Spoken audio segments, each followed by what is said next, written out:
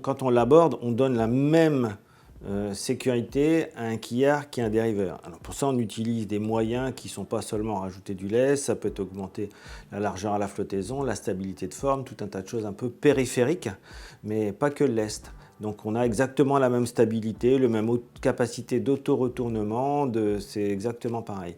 Par contre, un des avantages du dériveur, c'est cette capacité de dérive haute dans des conditions très extrêmes de mer, de pouvoir déraper. Alors là, on s'adresse quand même à une population de marins qui vont aller dans des endroits très audacieux, mais dans ces conditions-là, il y a un vrai plus de cette capacité à esquiver la vague.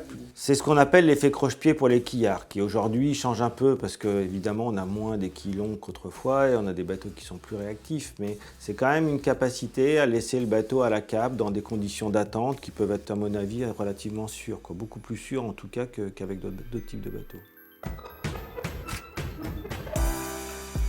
Pour moi, le bisafran, c'est une question qui ne se pose pas. C'est de la même manière que sur une voiture, aujourd'hui, on a des aides à la conduite qui rendent la conduite plus sûre. Sur les bateaux, les voiliers, aujourd'hui, on a 2 safrans.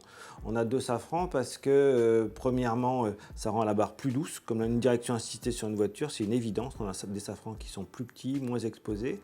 Deuxièmement, on a une capacité de contrôle qui est énorme comparée à un monosafran parce que ça veut dire qu'elle agit dans des conditions par exemple, de départ au love, de conditions de vent instable, des conditions de vent violent ou de mer importante.